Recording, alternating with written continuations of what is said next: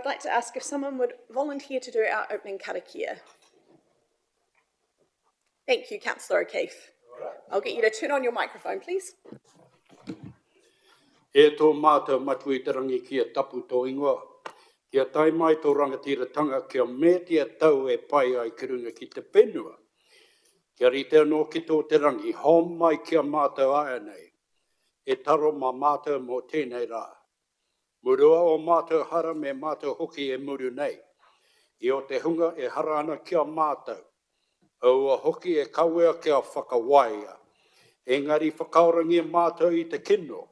Nau hoki te rangatiratanga, te kaha me te kroria. Ake ake, ake ake, āmene. That was the Lord's Prayer. Kia ora. Thank you, Councillor O'Keefe. All right, team, just a reminder that we are live streaming today's meeting, and for the benefit of those who may be tuning in online, you will see devices in front of the elected members. These are so that they can access their council reports. A reminder to elected members too that when you do speak, please make sure that you remove your device from in front of the microphone so that the community can hear you. Looking now to apologies and requests for leave of absence. We have leave of absence previously granted to Councillor Jessup. Are there any other calls for leave of absence? Councillor Ross. Thank you, Mayor. I just need to leave 10 minutes into the session. Thank you, Councillor Ross. I'll come now to Councillor Ratcliffe. Thank you, Your Worship. I would like to request leave for the period April the 10th to April the 25th, 2027. Oh, I like the forewarning there, Councillor. Thank you. You're welcome. Can I now also come to Councillor Teo Skipworth? Requesting leave for next Wednesday, the 10th. I know it's the annual hearings submissions, but I will do my best to watch the recordings online as well as follow up. Thank you, Councillor Teo Skipworth. We'll connect offline and just talk about the implications of you missing the first day. Right, are there any other requests for leave of absence? No, in which case can I please have a mover? Thank you, Councillor Watkins. Seconder. Thank you, Councillor Lorcan. All those in favour? Aye. Any against? Thank you, that's carried. I'm not expecting there'll be any conflicts of interest in this particular meeting, but if any do crop up, please declare them at the time of the item. Moving now on to item 4, which is confirmation of minutes. We have minutes from council meetings held on Wednesday the 25th of March and also Thursday the 2nd of April. These have been previously circulated. Are there any questions? No, in which case I'm happy to move that they be accepted from the Chair, seconded by Deputy Mayor Fowler. All those in favour? Aye. Any against? Thank you, that's carried.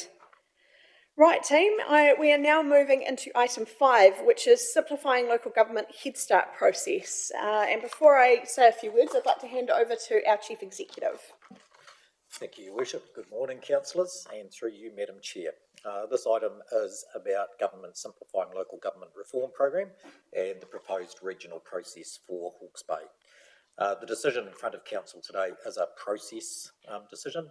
It's not asking Council for any support of a particular local government structure or representation model. It's simply asking whether Hastings District Council should participate in the Head Start process and enter into a memorandum of understanding with the other Hawke's Bay councils. The government's made it clear that local government reform is moving ahead. You'll recall from earlier briefings that the original proposal was for regional councillors to be replaced in mid-2027 and for the regional council functions to be governed by a combined territories board. Following, and importantly, a couple of years for the region to come up with a regional reorganisation plan. Following feedback that the government got, they announced some revised policy settings a month ago. And that's really changed the focus. So the government's announced two pathways: a voluntary Head Start pathway for councils that want to come together and form new unitary authorities, or a compulsory backstop pathway for councils that don't avail themselves of the Head Start process, where government will make some decisions, details to come in 2027, but I think fairly clear signalling, probably a fairly standard, more standard approach to how they would reorganise. So the under the Head Start pathway, outline proposals are due with the government by the 9th of August. So what does this mean for Hastings? It means the time frame is tight. If we participate in this process, we have a seat at the table and get to help shape the options, understand the risks and the things that are most important for Hastings to be considered through this process. There's an MOU that's proposed, which is designed to provide a framework for working together. Importantly, it doesn't bind council to an outcome. It does not remove council's decision-making authority, and each council keeps its own governance processes and makes its own decisions at key points. There's also some important safeguards proposed in the paper. The report notes that any outline proposal that was submitted by the August deadline should make clear that it's conditional, and in particular that it's conditional on community consultation before any final proposal is submitted in March 2027, because there are still some quite major matters to work through around governance, local voice, representation, regulatory relief, particularly in regards to matters like representation review and long-term plan requirements. So the recommended approach, we think, is pragmatic, and that is for Hastings to participate in the Head Start process, enter into the MOU with the other councils, preserves council's ability to make future decisions, and those decisions will come back to council at a number of points over the next 2 months. So with that, Your Worship, happy to hand over. Thank you, Mr. Bickle. Team, before we move into this particular item, I really want to clearly frame the decision that's before us today, and Mr. Bickle has already done some of that. The government has made it clear that local government is changing, and whether under the Head Start or the backstop process, status quo is not one of the options that they are allowing. And they will only consider, if we choose to move forward with the Head Start process, proposals that where at least 2 territorial authorities come together to form a new unitary council. On that criteria alone, not even looking at the rest of them, we will change significantly. Since those new rules have been announced, or the information has been put out there, work has already been happening across the region, as you will know. The mayors have met directly with ministers to ask some of the most pressing questions that our respective councils have asked. And I've also been actively asking questions of ministers around regulatory relief, given there are a huge number of statutory processes that are put on councils, which require us to spend ratepayer time and money when we're in an environment where that does not make sense if we are going to be changing as an entity. The other thing that's been happening is, as you know, we have independent advisors that have been working with all 5 councils to get an initial understanding of areas of concern and opportunity. That's ahead of talking to our community. No decisions have been made, we're just flagging the initial thoughts. And the council officers have been developing a work program that's needed to meet the government deadline, and we cannot underplay how tight that time frame is. It is incredibly tight given the other processes, the BAU, that we have to do every day. So I want to be clear, today is not the beginning of the work. Today is the formal point where, if we are of a mind to, Hastings decides whether to join the regional framework that allows the next stage to proceed.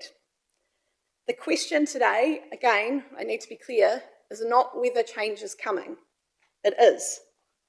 The question is whether Hastings wants to be actively involved in shaping what that change looks like for Hawke's Bay, or whether we choose to step back and let our regional partners and government decide that for us, which is not something I personally believe we've been elected to do.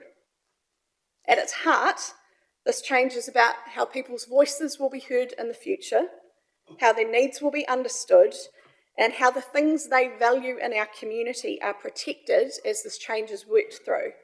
But that detail is later. Today is just about us choosing to participate in the Head Start process or not. The Memorandum of Understanding before us today does not decide the final structure of how Hastings will commit to any future proposal. In fact, we don't even have to have a future proposal if we choose not to after this point. It simply sets out how the councils will work together while each council maintains its own decision-making authority. And that distinction is really important. This is not about Hastings handing decision-making to another council or a regional group. It's about agreeing a practical way that we work with our partners, because government has made it clear they want a cohesive proposal from the region. We have been elected to lead. It's something that I was told at a community meeting recently, where someone challenged me and said, why don't you guys just make up the decision for us? You were elected to lead. But when decisions could change how people are represented, how services are delivered, and how local priorities are heard, our community needs to be involved.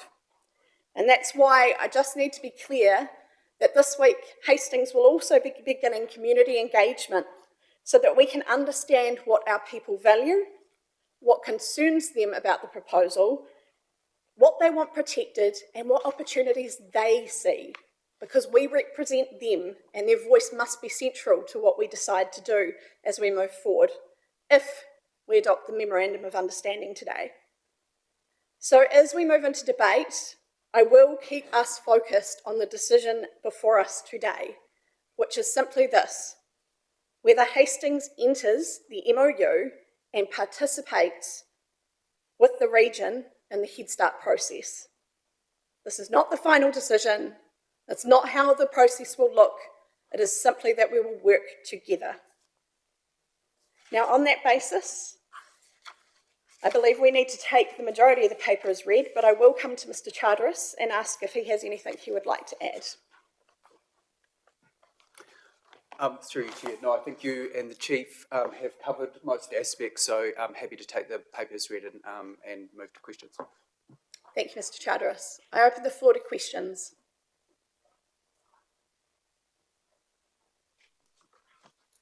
Deputy Mayor Fowler. Yep, and thank you, through your worship. Has the government signalled or any resources that might be available to help us, considering we've already got a very heavy workload? Is there any resource relief for this work? Through you, your worship, it's clear that councils need to do the work. It will be community funded. Councillor Milmine. Thank you, through you, your worship. I see that the MOU is intentionally high level and principles based. I'm just wondering what safeguards are in place for the cost sharing between the group of the parties, and if they do withdraw, is there something that would ensure that we can get that cost back? Thank you, Councillor Milmine. Mr. Charteris. Through you, Chair. So this process has been funded by the money that the councils are collectively are making available for the interim regional office to support our regional priorities. This is obviously one of the critical regional priorities. There will be a paper coming to you to consider how we mobilise existing funding to support this process. Whether one council removes themselves from the process doesn't change the cost calculation. There will still be a cost relating to the key objective external facilitators. So we haven't considered what the implications of a council removing themselves from the process, given this is a core regional priority, but it is being paid for from the funds that have been made available for that work. Thank you. Councillor Ratcliffe. Thank you, your worship. Just to clarify, I'm not entering into this with a deficit mindset, but I would just like to address the disadvantages that have been identified in 5.4 and 5.5 of the paper. Noting that this process is going to take up a lot of staff governance and leadership time, and that the conversations that the other councils will be having likely internally will be whether they wish to amalgamate with Hastings District. Are we confident that we will be helping rather than hindering their conversations about whether or not to amalgamate with us? And what is the worst case scenario that we're trying to avoid? Can you just clarify for me, Councillor Ratcliffe, how that relates to the MOU? Yes, because it's because those disadvantages are identified as the two options. Option 1 identifies disadvantages as the staff governance and leadership time, and 5.5 the disadvantages. Reduced influence. Reduced etc.? influence and the implications of continuing to develop a regional position without full Hastings District Council participation. So just in the context of the MOU, just questioning our value in the conversations for the other councils to have. Is that something anyone can? I think I'm still struggling to understand the question, Councillor Ratcliffe. Forgive me if I try and reframe. You can tell me if I'm capturing what you're saying. Please. Are you questioning whether or not our active participation in the process is something that the other councils want? Yes. I think given that the other councils have met with us to draft up this MOU is an indication of that. Fantastic. Pleased to hear it. Thank you, Your Worship. Thank you, Councillor Ratcliffe. Councillor Daniel. Thank you, Your Worship. Talofa, everybody. Samoa language. And this is probably just for me to help me understand as I read the MOU. And I note that, I think it was 4.12, page 12, and then we have the page 16, the Māori Impact Statement. And it notes that the government has signalled that it expects councils will engage with the PSGs around existing treaty settlements. But I note that the MOU doesn't have that reference in it. It just has relationships and engagement with mana whenua. So I just wanted to know why that treaty reference wasn't put in the MOU. Mr. Chatteris. Through you, Madam Chair, I think it's there are some important. The Crown has important commitments that it's made to mana whenua groups, which they will need to own through the process. Local government has a range of commitments and relationships that we need to own through the process. So essentially that reflects that we will want to engage in the way that we do with our partners so that voice is reflected in the process. Central government will need to own those, a range of treaty-related commitments, because that is where that commitment lies. Councillor Noel Stick. Thank you, Chair. My question probably slightly off track from what this is, but I'm wondering why an approach hasn't been made to Dannyburg and Woodville, being it is Southern Hawke's Bay, it is part of us. Has there been anything there? Through you, Madam Chair, no advances have been made to other than the conversation at this particular point is very much what does the Hawke's Bay look like, and the approach taken is what are the boundaries of the Hawke's Bay Regional Council, and that's the first part of the conversation. So we'll obviously take political guidance, but that's been the focus of the consideration and the officials' work to date. And just a purely political aside, Councillor Noel Stick, I spent some time with rural and provincial mayors in Wellington a few weeks ago, and we've had no formal approach by Tararua District Council and other councils surrounding to participate in any conversations with us, but I understand they're having informal conversations with their community. So I'm sure more will transpire in the future, but we've got to, in the limited time frame we've got, power ahead with what we know is a sure thing in terms of conversations regionally. But we're certainly not slamming the door on anything at this stage. Councillor Montepero Hendry. Thank you, through you, Chair. I just have two questions, please, if I may. Going by 14, the status of the MOU, how does that have us sitting with 10 confidentiality if one party was to leave? It's not a legally binding document. How do we ensure that our IP is protected and everything remains confident?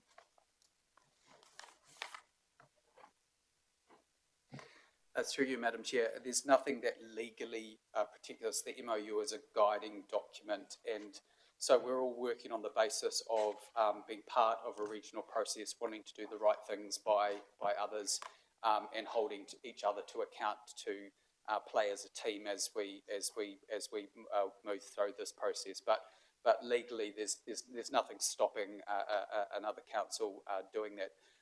That said, look, the information that we'll be working through, the options are reasonably obvious when you sit down to think about what they are. The kind of considerations that we'll be working through are also relative. You know, they're reasonably public. How we make space for our local voice and all those things. It's really, I guess, the more sensitive stuff is the implications of all that we'll be working through with you. But essentially, we've got a framework where we're saying, hey, we are committed to working in good faith with each other, and that's kind of the binding, that's the kitty that holds it together. Thank you. My second question, please. Just on 12, the duration and review, just wondering, how is this weighted when it's replacement by agreement of the parties or terminated by an agreement of the parties? Is it like a 75-25 split, or how's the voting in agreement found? If someone wanted to leave or someone wanted to stay, just so that we do keep it about the democratic system. Mr. Charteris? Through you, Madam Chair. Again, there's no science behind that. I mean, the Mayor in her opening essentially referenced the key criteria for government. So as long as there's two territorial authorities that represent more than 50% of the population in an area, then there's enough to take forward a proposal. So the reality of the percentages really comes down to who's in and who's out. So just following on from that, so just if there are 5 councils in at present and one wants to go, doesn't matter if 3 say yes, 1 say no, they just go. Correct. Thank you.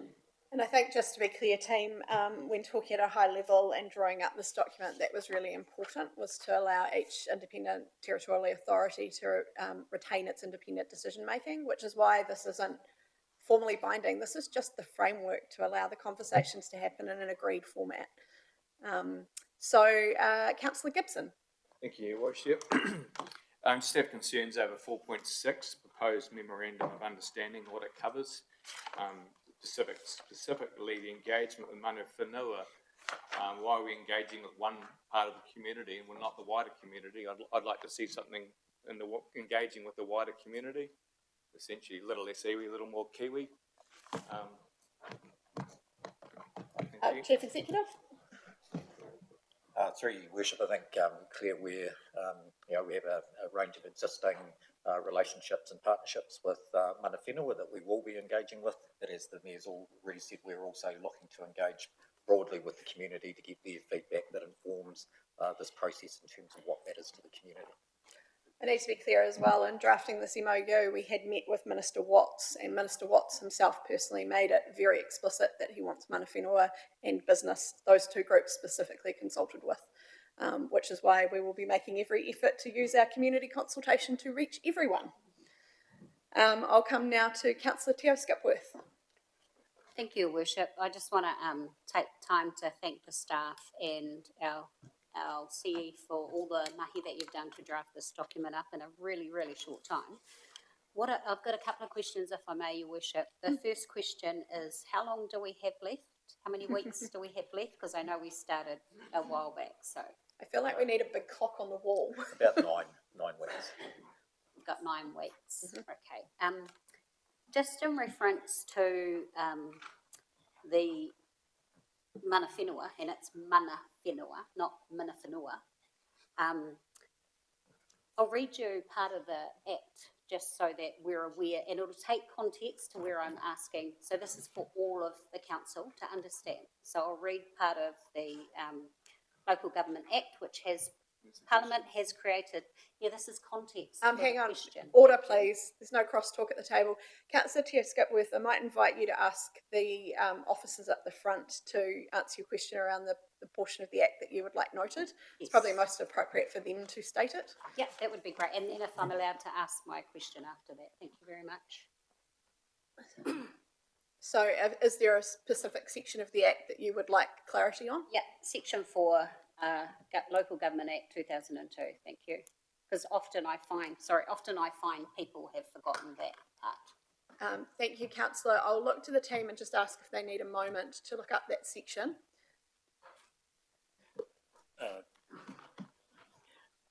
Through Madam Chair, I was going to refer to section 81, which is contributions to decision-making processes by Maori.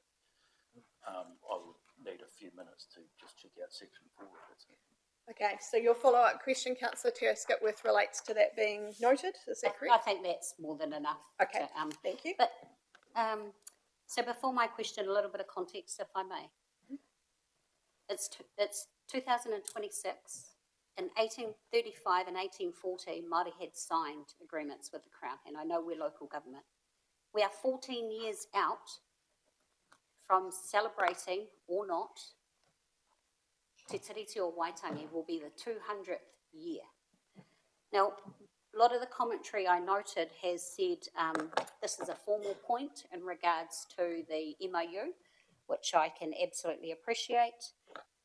Policy settings, and I think it's on page 17, and it's key risks include E, mana whenua and treaty settlement risk. Future options may affect treaty settlement arrangements and council relationships with mana whenua and post-settlement governance entities. Early good faith engagement will be important. Given my commentary previous, we're 2026. We are 14 years away from celebrating or not the signing of the treaty at 200 years. Where would I find, given that, in the document, good faith engagement, where would I have that faith and confidence that that would actually happen? So in the MOU, are you looking for wording, councillor? It's in the risks, key risks include, so it's on page 17. So I'm just clarifying your question. So are you referring to the MOU in your question? Yes, where would I find that the good faith will be enacted? Section 6 outlines engagement with mana whenua in the MOU. Yeah, it does. Are you seeking a change, councillor? I am probably asking for a change, if I may. I'm sorry, I'm just bringing it up on the... Through you, Madam Chair. I mean, I think that's quite a good suggestion. We've made space in the process to make amendments through the Chief Executive. And if your suggestion is something like under Section 6, the parties acknowledge the importance of meaningful and good faith engagement. If you want those set of words inserted in there, I think that would be a useful suggestion, and the Chief Executive could prosecute that with the other councils following this meeting. Given it's a minor change as well, I have relative confidence that that won't unravel this regional deal. Is that something you would like taken away as an action, If councillor? I may, it may give me confidence in which way I vote. I just think it's really, really light. But I do, again, I'd like to acknowledge the work that has been done in this short time frame. But yeah, thank you. Thank you, councillor. Councillor O'Keefe. Kia ora koro matua. It's time to circle the wagons and batten down the hatches. I just have a comment and then a question. When we make our decision, we're morally and ethically obligated to embrace all ethnicities, regardless of their race, creed, colour, and make no bones about it. Mana whenua at the forefront of that. That's the way it is, the way it has to be. But all races, creeds and colours need to be collected and taken forward together. We have to take the people with us. And so on that front, my question is, when we consult with our community, what does that look like? And I'm suggesting we have to do it with haste. So what does that look like? Thank you, councillor. I'm very happy to have our comms team brief us after this meeting. Given the comms plan is not the subject of today's paper, I won't invite them up right now. I want to keep us focused on the MOU.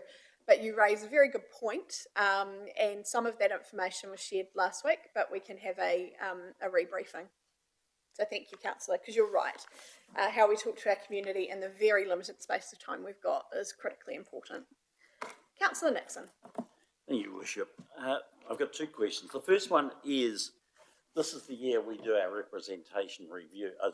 This is the term we do our representation review. It just concerns me that we could put a lot of effort into that and then find the whole thing is overwritten, a waste of time. How are we going to deal with that? I'll jump in there, councillor, and just say, as I said in my opening briefing, we are working with ministers to advocate for regulatory relief. That is the answer to that question. Somehow I missed that point, but thank you very much for that. Appreciate that.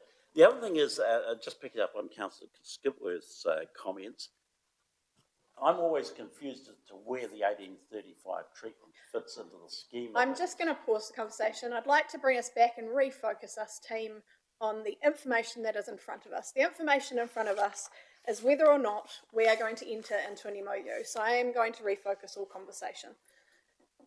Councillor... But that's aimed at me, not Councillor Skipworth. Councillor, she was asking a question regarding the MOU. Do you have a question regarding the MOU?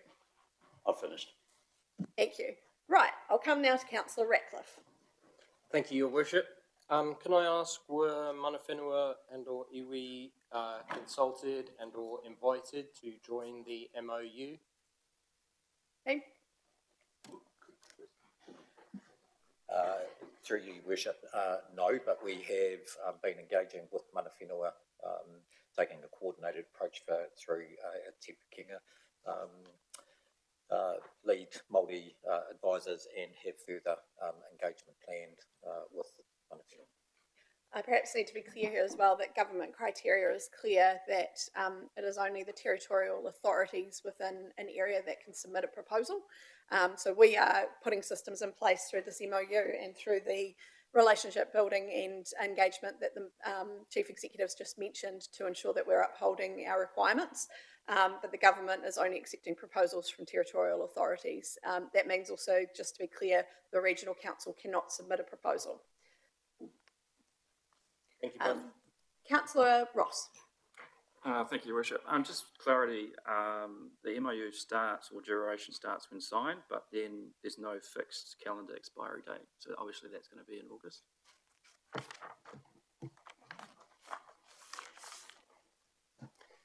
Through you, Chair, it may be, depending on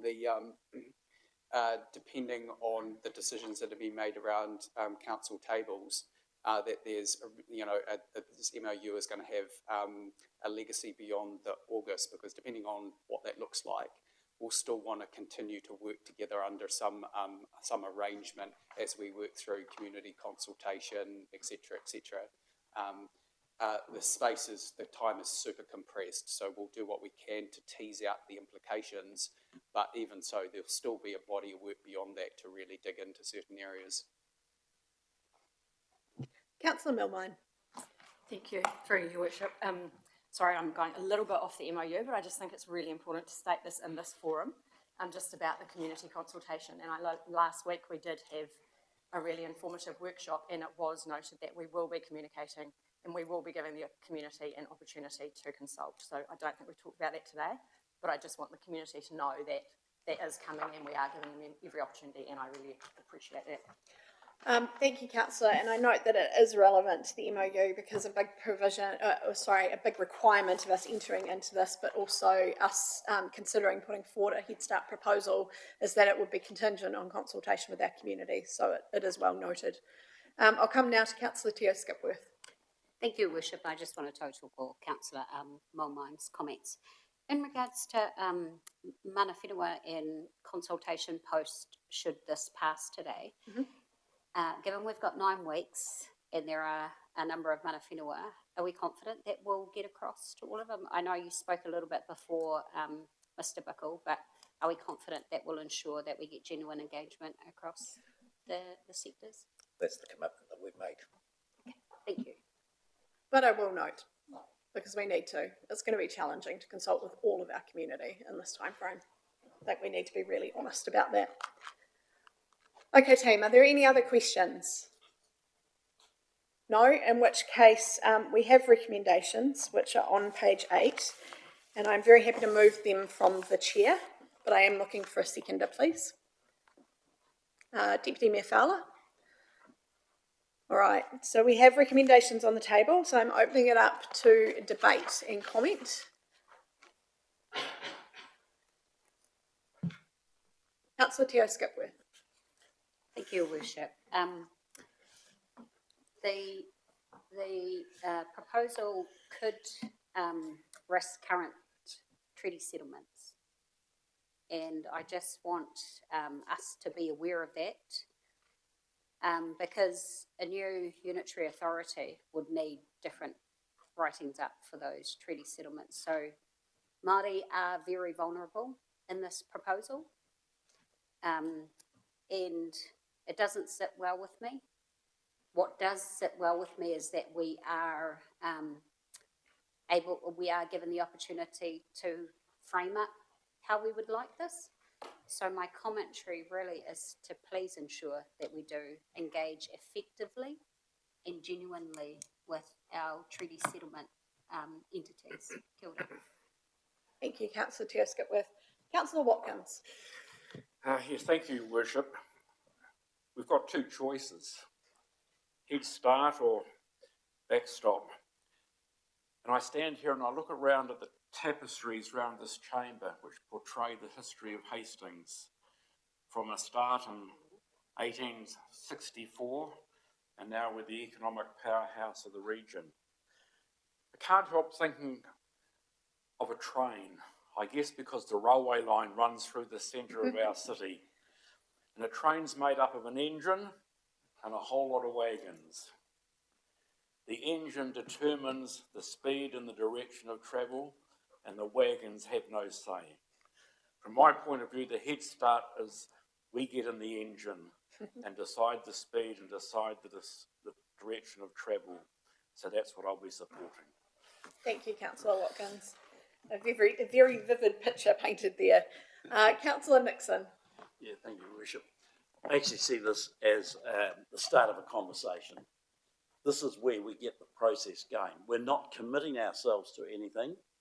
We are simply saying we're going to talk with the other councillors, and I think it would be quite wrong of us at this point to oppose it. And I would have moved, but you've done that, and I would have seconded it, but Deputy Mayor's done that. But I do support the agenda item. Thank you, Councillor Nixon. Councillor Gibson. Thank you. I do support the Head Start. I think it's important that we do it, but I think we will need to recognise the polls from last year, the election. 4 out of the 5 councils got rid of the Maori wards, and I don't want to see Point of order, this Your Worship. relitigated. Hang on, Councillor, a point of order has been Order. called. What's the point of order, Councillor? Relevant to the proposal on the table and actually Māori bashing. Thank you, Councillor. Thank you. I'll take your point of order and agree to relevance. It's not relevant to the MOU. Point of order, I wasn't bashing Maori at all. I'm just stating facts. Thank you. Okay, so Councillor, would you like to finish your statement without commenting on Māori wards at this point? I've finished. Thank you. Okay, I'll now move to Councillor Ratcliffe.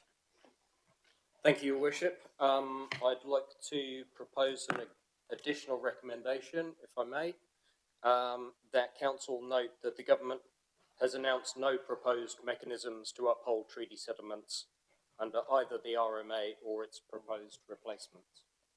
I think it's important to include reference to that on the front page of this report, given that there is a high risk to treaty settlements and post-settlement group entities, governance entities, as this progresses.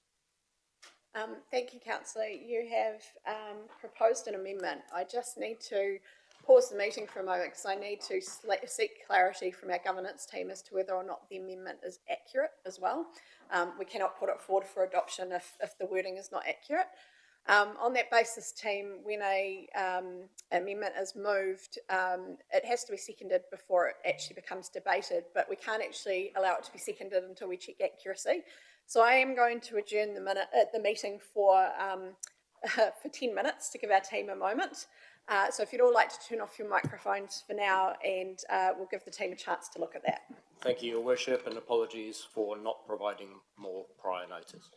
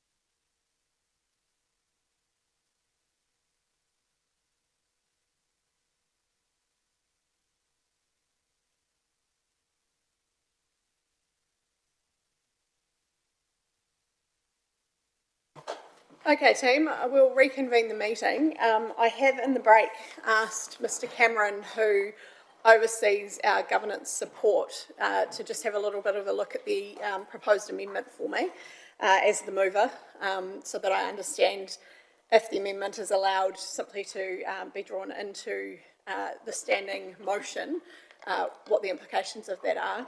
I'll come now to Mr Cameron to outline what he has uncovered. Yes, thank you, and through you, Madam Chair. So I confirmed with the member the nature of his proposed amendment. Your current situation is you have a substantive motion on the table which has been moved and seconded.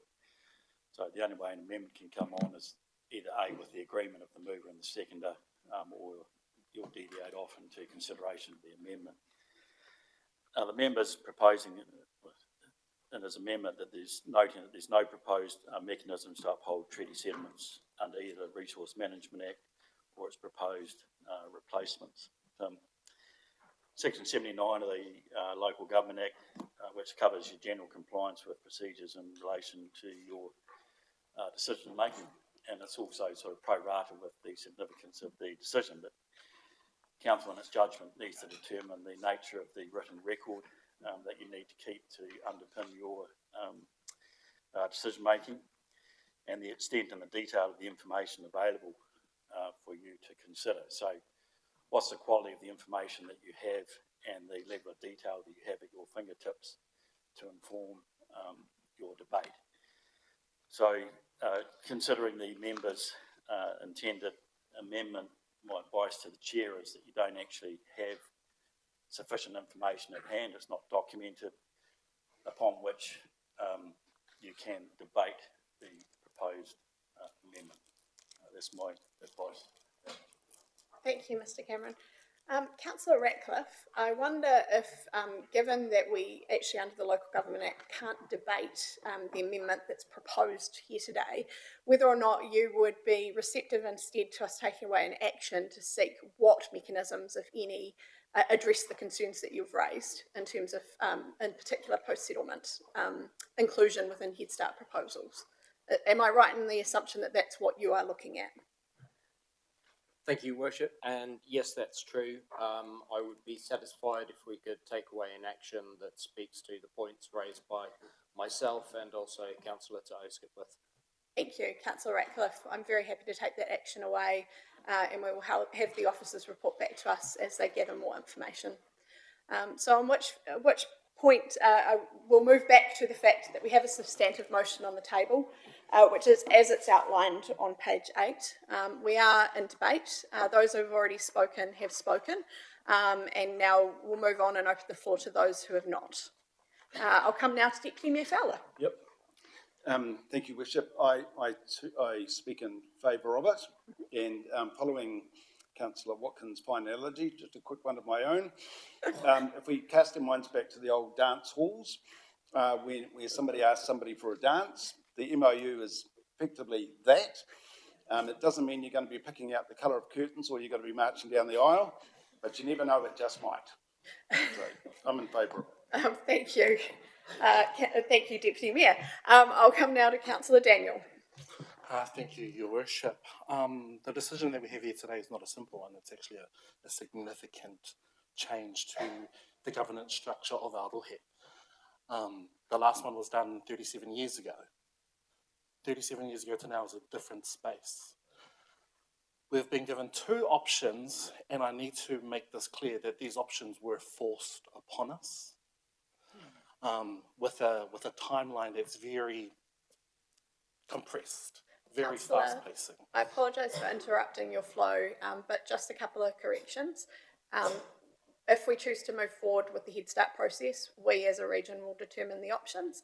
You are correct, though, in terms of there's two processes we can choose from. One is we create the options, or two is we let the government do it. So for me, I would rather have a head start in this, rather than waiting for it to happen to us in a one-size-fits-all. The corridor that we've had shared today is very good and a direction for council to go off and make sure that those areas are tidied up. So I'm quite happy with supporting the MOU. Thank you, councillor Daniel. Councillor Montefiore Hendry. Thank you, through you, Chair. Yeah, again, just listening to my fellow councillors, saddened though not surprised by this government's overreach, a haste in which they want decisions made, offering a head start or a forced backstop. We have no choice but to create what we will be made to do. Not saying what I think of the merger because that would be predetermined. I worry only that in politics, that haste can be the enemy of wisdom. You make an excellent point there, Councillor Montefiore Hendry, and one I think we're all concerned about. Thank you. Councillor O'Keefe. Kia ora koro matua. I'm of the opinion, let's do it to them before they do it to us. I'm for the Head Start, and I'd just like to say this to government. Remember, you are servants of the people. You are our servants. Never, ever forget that. Thank you, Councillor O'Keefe. Are there any other comments or debate? No, in which case, as the mover, I would just like to say that change is upon us. Change is scary in any format, but the thing I'm heartened by is that this process that we're embarking on today allows us to be somewhat masters in our own destiny. And by that I mean with our community voice very much at the forefront. The time frame is perhaps not what we would choose. To Councillor Montefiore Hendry's point, good quality work often takes time, but we are going to make the best of the situation and hopefully with our region's partners come up with some options that allow us to put forward a proposal at the right point. But today is simply about accepting to be part of the MOU or not. And so I certainly support being part of the MOU and working with our region's partners. On that basis, I will now put the motion as outlined on page 8. All those in favour? Aye. Any against? Thank you, that's carried unanimously. Thank you, team. A historic moment for sure. All right, we will now move on to item 6, which is the proposed amendments to the schedule of meetings. And I would like to invite Ms. Stettner to come forward. Thank you, Mr. Charteris, for your work.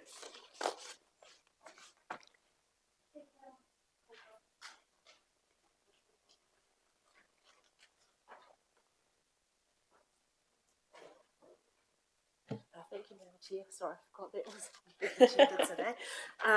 That's just proposing a couple of new meetings. The first one in July is required for the Simplifying Local Government program, and the second one is a change of date for the looking ahead for the October council meeting.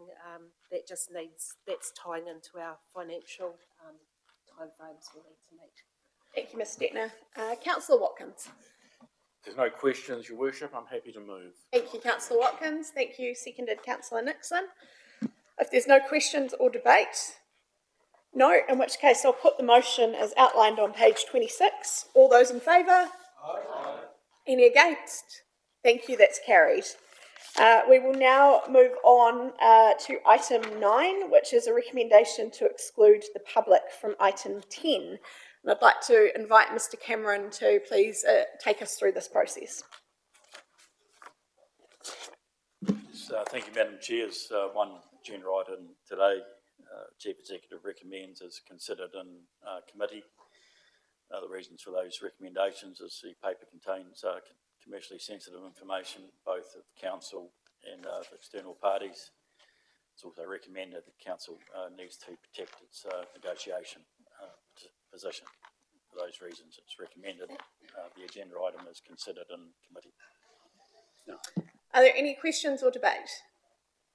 No, in which case, yes. Can I? Yes, Councillor Watkins. Sorry, Councillor Nixon. I just wondered when will the information ever be made public? Councillor Nixon, if you read the public excluded papers, you will see it outlines within the recommendations and if the requirements for release of information. So that is answered. Any other questions? No. In which case, can I have a mover, please? Thank you, Councillor Ratcliffe, seconded by Councillor Lorcan. I'll put that motion. All those in favour that we move into public excluded, say aye. Aye. Any against? Thank you, that's carried. And a very, very warm thank you and acknowledgement of any community who has tuned in for this particular meeting. Thank you for joining us in this important mahi.